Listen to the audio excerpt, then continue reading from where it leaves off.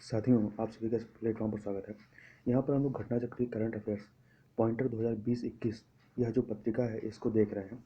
तो आज की वीडियो में हम लोग आर्थिक प्रदेश के तहत अंतर्राष्ट्रीय आर्थिक घटनाक्रमों और कुछ प्रमुख रिपोर्टों और वैश्विक सूचकांकों के बारे में चर्चा करेंगे। तो चर्चा को प्रारंभ करते हैं। सबसे पहले कुछ महत्वपूर्ण अंतर्राष्ट्रीय जो आर्थिक घटनाक्रम है उनको देख लेते हैं। तो इसमें सबसे पहले बात करेंगे कि 16 अक्टूबर 2020 को अंतर्राष्ट्रीय मुद्रा कोष, तो यहाँ डेट नहीं याद रखना है कि किस तारीख को। तो अंतर्राष्ट्रीय मुद्रा कोष IMF का जो है 190वां नंबर का सदस्य देश बना है। कौन सा है? इंडोरा जो कि यूरोपियन कंट्री है और इसने अंतर्राष्ट्रीय मुद्रा कोष की सदस्यता के लिए जनवरी 2020 में आवेदन किया था। और यदि आप इसको मैप में देखेंगे तो फ्रांस और स्पेन के मध्य में इसकी सीमा पर बहुत छोटा सा देश है, बहुत छोटा देश है जिसकी एक तरफ की जो सीमा है वो आपके भूमध्य सागर से लगी हुई है। आगे बढ़ते हैं। विश्व में खाद्य सुरक्षा एवं पोषण की स्थिति 2020 रिपोर्ट के अनुसार वर्ष 2019 में लगभग 690 मिलियन लोग जो हैं वो भुखमरी जैसी परिस्थितियों अर्थात अंडर नरिश्ड में थे, जो वैश्विक जनसंख्या का 8.9% रहा है। कितना? 8.9% रहा है। वहीं वर्ष 2019 में लगभग 690 मिलियन लोग जो हैं वो भुखमरी जैसी परिस्थितियों में थे, जो कि वर्ष 2018 की तुलना में 10 मिलियन अधिक है। और जबकि विगत 5 वर्षों में देखें तो इस संख्या में लगभग 60 मिलियन की वृद्धि हुई है।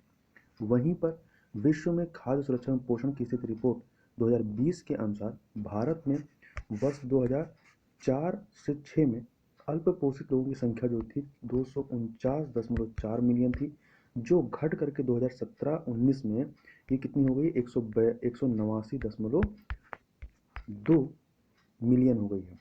2004-06 में 249.4 था, जो कि घट करके 2017 से 19 में 189.2 मिलियन हो गई है। वहीं भारत में 5 वर्ष से कम आयु के ठिगने अर्थात ठिगने को इंग्लिश में कहते हैं स्टंटेड स्टंटेड। तो स्टंटेड बच्चों की संख्या वर्ष 2012 के 47.8% के मुकाबले वर्ष 2019 में घट कर कितनी हो गई? 34.7% हो गई है। वहीं 5 वर्ष से कम आयु के बच्चों में मोटापा, जो भारत के संदर्भ में बात कर रहे हैं, तो मोटापा जो है वर्ष 2016 के 1.9% से घट करके 2019 में 1.6% हो गया है। और वहीं विश्व बैंक के आंकड़ों के अनुसार वर्ष 2020 में कम और मध्यम आय वाले देशों में अब ये अगला है। विश्व के आंकड़ों के अनुसार वर्ष 2020 में कम और मध्यम आय वाले देशों में धन प्रेषण, जो विदेश से पैसा अपने देश में लोग भेजते हैं, तो धन प्रेषण में जो है 19.7% की गिरावट के साथ धन प्रेषण जो रेमिटेंस है ये कितना रहने का अनुमान है? 445 बिलियन डॉलर। बिलियन है, मिलियन नहीं, बिलियन डॉलर। तो यह गिरावट क्यों हुई? तो यह गिरावट हुई जो कोरोना वायरस जो महामारी फैली है उसकी वजह से अर्थव्यवस्थाएं ठप हैं, जिसकी वजह से इस रेमिटेंस में भी गिरावट दर्ज की गई है। और वर्ष 2019 में जो है शीर्ष 5 धन प्रेषण प्राप्तकर्ता देश, मतलब जो रेमिटेंस प्राप्त करता देश रहे हैं, तो इसमें भारत जो है नंबर 1 पर रहा है, दूसरे पे चाइना है, तीसरे पे मैक्सिको रहा है और चौथे पे फिलीपींस रहा है और छठे पे आपका मिस्र रहा है। तो याद रखिएगा, सबसे अधिक रेमिटेंस जो है भारत प्राप्त करता है, दूसरे नंबर पे चीन है, तीसरे पे मैक्सिको, चौथे पे फिलीपींस और पांचवें पे मिस्र है। वहीं जून 2020 में जारी विश्व बैंक समूह की अर्धवार्षिक रिपोर्ट, जिसका नाम है वैश्विक आर्थिक संभावनाएं 2020, इसके अनुसार वित्तीय वर्ष 2019 में भारतीय अर्थव्यवस्था की वृद्धि दर जो है वो कितनी अनुमानित थी? 4.2% अनुमानित थी। जबकि अगले 2 वर्ष अर्थात 2020 और 2021 में कितनी रहेगी? तो 2020 में अर्थात इस वर्ष यह नेगेटिव रहेगी, -3.2%। वहीं 2021 में यह पॉजिटिव होगी और यह 3.1% रहेगी।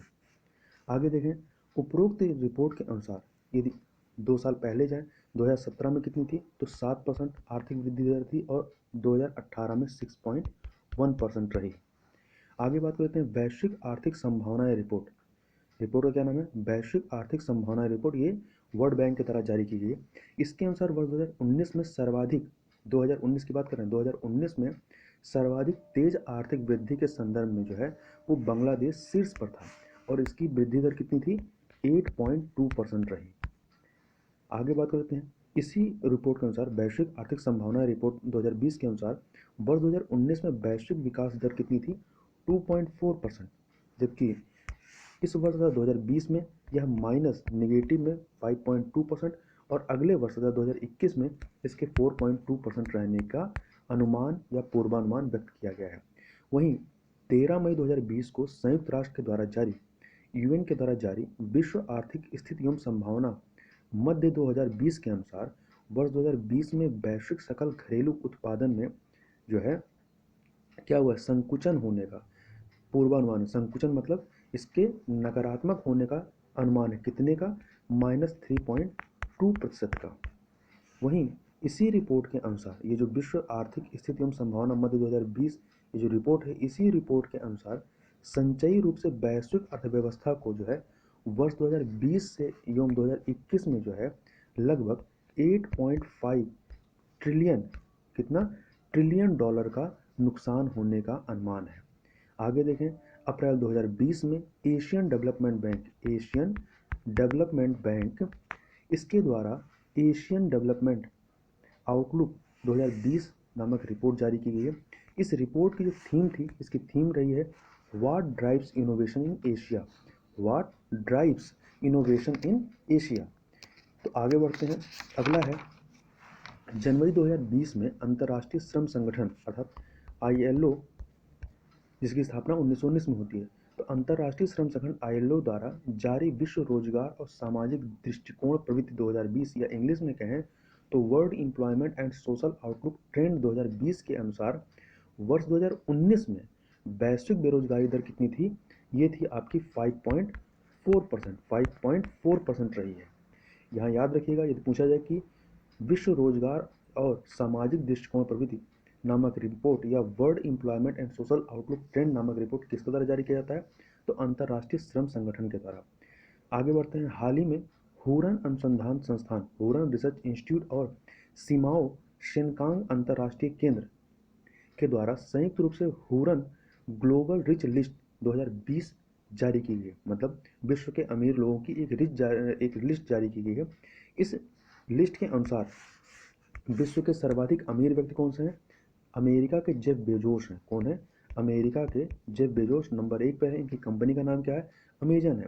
वहीं दूसरे नंबर पे फ्रांस के हैं बर्नार्ड अर्नाल्ड, नाम है बर्नार्ड अर्नाल्ड, और इनकी कंपनी क्या है?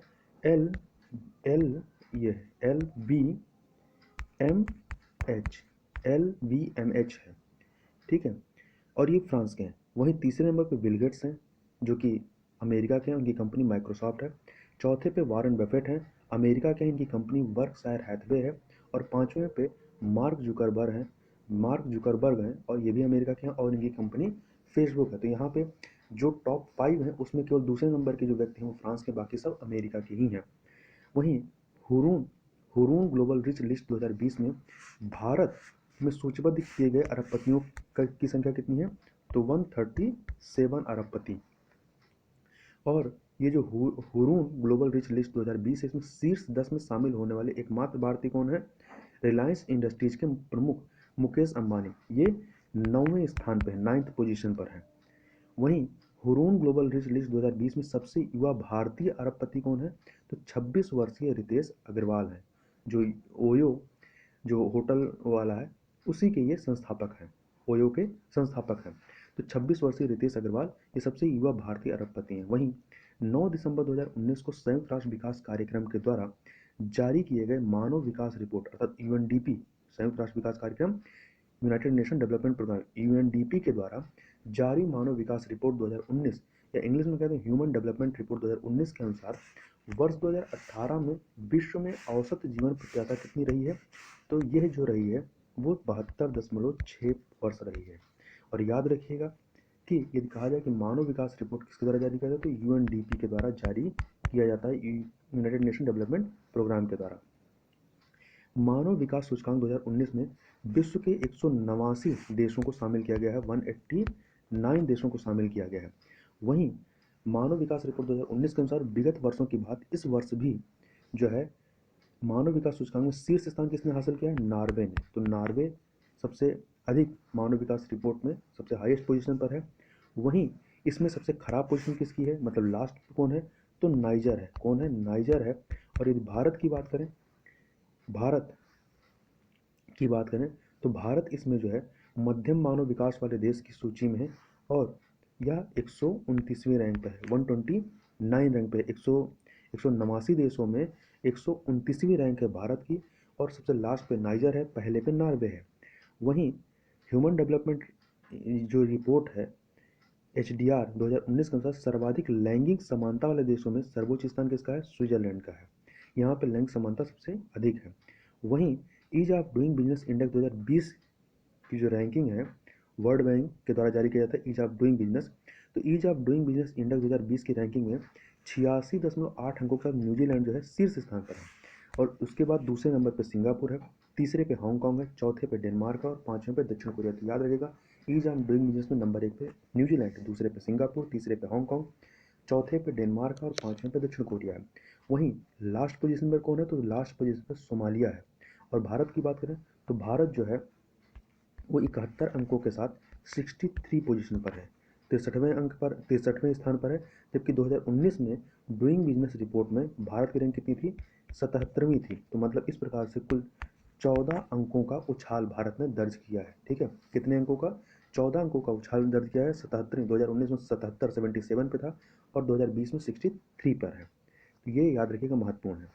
आगे देखते हैं, 14 अक्टूबर 2019 को एडे लगी फाउंडेशन तथा हुरून शोध संस्थान द्वारा जारी एडे लगी हुरून भारतीय परोपकारी की सूची 2019 के अनुसार शिक्षा क्षेत्र के लिए 826 करोड़ रुपए दान के साथ शीर्ष स्थान पर कौन है, तो HCL के चेयरमैन शिव नाडार। आगे बात कर लेते हैं, दुबई वर्ल्ड एक्सपो का जो आयोजन किया जाएगा यह अगले वर्ष अर्थात 1 अक्टूबर 2021 से लेकर 31 मार्च 2022 तक दुबई में किया जाएगा। वहीं आगे बढ़ें तो जुलाई 2020 में global e waste monitor 2020 report के अनुसार वैश्विक स्तर पर सर्वाधिक ई वेस्ट उत्पादक देश, मतलब ई जो इलेक्ट्रॉनिक वेस्ट होता है इसके उत्पादक देश कौन से हैं, तो नंबर 1 पे आपका चाइना है, दूसरे पे अमेरिका है और तीसरे पे भारत है। तो याद रखिएगा ई वेस्ट के मामले में चाइना नंबर 1 पे, दूसरे पे भारत और तीसरे पे दूसरे पे अमेरिका, तीसरे पे भारत है। और global e waste monitor 2020 report के अनुसार विश्व भर में 2019 में कुल ई वेस्ट कितना उत्पादित हुआ था, तो ये लगभग 53.6 मिलियन मीट्रिक टन हुआ था। और वहीं इस global e waste monitor report 2020 के अनुसार वैश्विक स्तर पर प्रति व्यक्ति ई वेस्ट जो औसत उत्पादन है वो कितना है, 7.3 किलोग्राम, 7.3 किलोग्राम पर व्यक्ति के अनुसार ये उत्पादन है। आगे देखते हैं, जून 2020 में अंतर्राष्ट्रीय मुद्रा कोष के द्वारा जारी वर्ल्ड इकोनॉमिक आउटलुक अपडेट के आंकड़ों के अनुसार वर्ष 2019 में भारतीय अर्थव्यवस्था की वृद्धि दर कितनी रहेगी, तो 2019 में 4.2% थी, 2020 में निगेटिव चली गई 4.5% और अगले वर्ष 2021 में ये 6% रहने का अनुमान व्यक्त किया गया, जबकि 2018 में 6.1 था। और यहाँ यह भी याद रखिएगा कि वर्ल्ड इकोनॉमिक आउटलुक रिपोर्ट किसके द्वारा जारी किया जाता है, तो अंतर्राष्ट्रीय मुद्रा कोष IMF के द्वारा। वहीं आगे बात करें तो ऊर्जा पारगमन सूचकांक 2020 में शीर्ष स्थान किसने प्राप्त किया है, तो स्वीडन ने शीर्ष स्थान प्राप्त किया और भारत जो है वो 74वें स्थान पर, 74 नंबर पर भारत है। और ऊर्जा पारगमन सूचकांक जारी किसके द्वारा किया जाता है, तो यह जो है आपका वर्ल्ड इकोनॉमिक फोरम के द्वारा जारी किया जाता है। और इसमें दूसरे नंबर पर जो है स्विट्जरलैंड है और तीसरे पे फिनलैंड है और अंतिम स्थान पर जो है वो हैती है। आगे बात कर लेते हैं, अक्टूबर 2020 में the future of jobs report 2020 इसको जो जारी किया गया वर्ल्ड इकोनॉमिक फोरम के द्वारा, वर्ल्ड इकोनॉमिक फोरम के द्वारा जारी किया गया है। ठीक है, विश्व आर्थिक मंच के द्वारा। तो याद रखिएगा the future of jobs report किस द्वारा जारी किया गया है, तो विश्व आर्थिक मंच या वर्ल्ड इकोनॉमिक फोरम के द्वारा। वहीं रूस की अध्यक्षता में पहली ब्रिक्स वित्त मंत्रियों एवं केंद्रीय बैंक गवर्नरों की जो बैठक हुई है वो किसके अध्यक्षता में, रूस के अध्यक्षता में नवंबर 2020 में। वहीं world tourism barometer, world tourism मतलब पर्यटन बैरोमीटर अगस्त सितंबर 2020 के अनुसार 2020 की पहली छमाही में अंतर्राष्ट्रीय पर्यटन में गिरावट कितनी दर्ज की गई है, 65% की गिरावट दर्ज की गई है। वहीं अक्टूबर 2020 में अंतर्राष्ट्रीय मुद्रा कोष द्वारा जारी वर्ल्ड इकोनॉमिक आउटलुक के अनुसार हमने ऊपर जो है भारत की जो अनुमानित वृद्धि थी उसको देखा। अब वैश्विक वृद्धि दर जो है 2019 में कितनी थी, 2.8% अनुमानित थी, और 2020 में जो है अर्थात आज कोरोना काल में 4.4%, और वहीं 2021 में अगले वर्ष 5.2% रहने का अनुमान व्यक्त किया गया है। वहीं भारत की विकास दर, वहीं अंतर्राष्ट्रीय मुद्रा कोष द्वारा जारी वर्ल्ड इकोनॉमिक आउटलुक के अनुसार वर्ष 2019 में भारत की जो विकास दर रही है वो 4.2, 2019 में -10.3, ये अपडेटेड किया गया है, ठीक है, अक्टूबर में आया है। और इसके पहले वाला जो आया था अंतर्राष्ट्रीय मुद्रा कोष का वर्ल्ड इकोनॉमिक आउटलुक, वो जून में बताया गया था। तो ये जो लेटेस्ट अक्टूबर में आया है, इसके अनुसार भारत की जो विकास दर अनुमानित है या पूर्वानुमानित है वो 2019 में 4.2, ये पहले भी था, जबकि 2020 में जो है पहले जो बताया गया था -4.5, अब इसको कर दिया गया है -10.3%। वहीं 2021 में जो है पहले जो अनुमान बताया गया था 6%, उसको बढ़ाकर कितना कर दिया गया है, 8.8% कर दिया गया है। तो ये कुछ घटनाक्रम थे। अब हम लोग बात कर लेते हैं कुछ प्रमुख रिपोर्टों और वैश्विक सूचकांक के बारे में। तो 30 सितंबर 2020 को जारी किए गए आंकड़ों के अनुसार जून के अंत में 2020 में भारत का विदेशी ऋण जो कितना था, वो 554.5 बिलियन अमेरिकी डॉलर रहा, जो मार्च के अंत की तुलना में, मतलब मार्च 2020 की तुलना में 3.9 बिलियन अमेरिकी डॉलर कम था। और वहीं पर जीडीपी और बाह्य ऋण का जो अनुपात रहा है वो जून 2020 में बढ़ करके कितना हो गया, 21.8% हो गया है, जबकि मार्च के अंत में कितना था, ये 20.6% था। वहीं 30 सितंबर 2020 को जारी आंकड़ों के अनुसार भारत के बाह्य ऋण का सबसे बड़ा घटक, मतलब जो हमने बाह्य ऋण लिया उसका सबसे बड़ा घटक या हिस्सा क्या है, वो वाणिज्यिक उधार का है। हमारे कुल बाह्य ऋण का जो वाणिज्यिक उधार है वो कितना है, 38.1, मतलब ऋण का जो सबसे बड़ा हिस्सा है वाणिज्यिक उधार के रूप में 38.1%, 38.1%। तत्पश्चात इसके पश्चात दूसरे नंबर पर भारतीय अनिवासियों मतलब जो एनआरआई होते हैं उनकी जमाएं, ये कितना है, 23%। वहीं पे तीसरे नंबर पे अल्पावधिक जो व्यापारिक ऋण है वो आपका 18.2% तीसरे नंबर पे है। आगे बात कर लेते हैं सितंबर 2020 को जारी विदेशी ऋण के आंकड़ों के अनुसार जून के अंत में जून 2020 में भारत के बाह्य ऋण में सर्वाधिक ऋण जो रहा है, मतलब ऋण के रूप में किस रूप में हमें ऋण चुकाना है, उसमें अमेरिकी डॉलर का हिस्सा सबसे अधिक है, मतलब सबसे अधिक कर्ज हमें अमेरिकी डॉलर में चुकाना है, कितना, 53.9%। उसके बाद सर्वाधिक रूप, उसके बाद 31.6% जो कर्जा है हमारा वो भारतीय रुपए में चुकाना है, और 5.7% जो है वो एन के रूप में चुकाना है, जबकि 4.5% जो है वो एसडीआर के रूप में चुकाना है, और 3.5% जो है वो यूरो के रूप में चुकाना है। आगे बात कर लेते हैं 7 जुलाई 2020 को जारी global real estate transparency index 2020 की 99 देशों की सूची में सबसे अंतिम स्थान पर कौन था, लीबिया है। सबसे अंतिम स्थान पर global real estate transparency index में सबसे लास्ट पर लीबिया है, जबकि नंबर 1 पे आपका यूके है, और भारत जो है वो 34 नंबर पे है। आगे देखें अंकटाड के द्वारा जारी विश्व निवेश रिपोर्ट जो है, इसकी थीम क्या रही है, international production beyond the pandemic. आगे बात करें इसी के बारे में, तो विश्व निवेश रिपोर्ट 2020 के अनुसार वैश्विक प्रत्यक्ष विदेशी निवेश प्रवाह वर्ष 2019 के 1.54 ट्रिलियन डॉलर की तुलना में 40% तक कम होने का अनुमान है। मतलब इसमें 2020 में 40% तक गिरावट होगी, और यह वर्ष 2005 के बाद यह पहला वर्ष है जब प्रत्यक्ष विदेशी निवेश एफडीआई जो है वो 1 ट्रिलियन डॉलर से भी नीचे चला गया है। वहीं विश्व निवेश रिपोर्ट 2020 के अनुसार वर्ष 2021 में भी प्रत्यक्ष विदेशी निवेश जो है 5 से 10% की कमी वहाँ पे भी रहेगी। और वहीं विश्व निवेश रिपोर्ट 2020 के अनुसार वर्ष 2019 में सर्वाधिक एफडीआई प्राप्त करने वाले शीर्ष 5 देश कौन से, तो पहले नंबर पे अमेरिका है, दूसरे पे चीन है, तीसरे पे सिंगापुर है, चौथे पे नीदरलैंड है, और पांचवें पे आयरलैंड है। वहीं सर्वाधिक प्रत्यक्ष विदेशी निवेश आउटफ्लो, मतलब जिस देश से एफडीआई गया है दूसरे देश में, तो ऐसे शीर्ष देश कौन सा है, सबसे अधिक एफडीआई जो है जापान से दूसरे देशों में गया है, दूसरे नंबर पर अमेरिका, तीसरे पर नीदरलैंड है। वहीं विश्व निवेश रिपोर्ट 2020 के अनुसार वर्ष 2019 की रैंकिंग में सर्वाधिक प्रत्यक्ष विदेशी निवेश आकर्षित करने वाले शीर्ष 20 देशों में भारत जो है 9वें स्थान पर रहा है, जबकि वर्ष 2018 में यह 12वें स्थान पर था। तो 3 अंकों का सुधार हुआ है। वहीं सितंबर 2020 को अंकटार द्वारा जारी व्यापार और विकास रिपोर्ट 2020 के अनुसार, तो याद रखिएगा व्यापार और विकास रिपोर्ट भी अंकटार के द्वारा जारी किया जाता है, और आपका विश्व निवेश रिपोर्ट है वो भी इसी के द्वारा जारी किया जाता है। तो अंकटार द्वारा जारी व्यापार और विकास रिपोर्ट 2020 के अनुसार वर्ष 2019 में विश्व उत्पादन वृद्धि दर कितना पूर्वानुमानित थी? यह जो है 2.5% अनुमानित थी, और 2020 के लिए -4.3 और 2021 में 4.1% अनुमानित है। वहीं भारत के संदर्भ में बात देखें तो भारत की उत्पादन वृद्धि दर जो है 2019 में 4.2%, 2020 में -5.9% और वहीं 2021 में 3.9% अनुमानित है। आगे बात करते हैं 7 अक्टूबर 2020 को जारी फोर्ब्स इंडिया रिच लिस्ट 2020 की सूची में 88.7 बिलियन डॉलर की संपत्ति के साथ सब सर्वाधिक धनी भारतीय कौन रहे हैं? तो रिलायंस इंडस्ट्रीज के प्रमुख मुकेश अंबानी। यहाँ ध्यान दीजिए, ये फोर्ब्स इंडिया रिच लिस्ट है इंडिया के मामले में।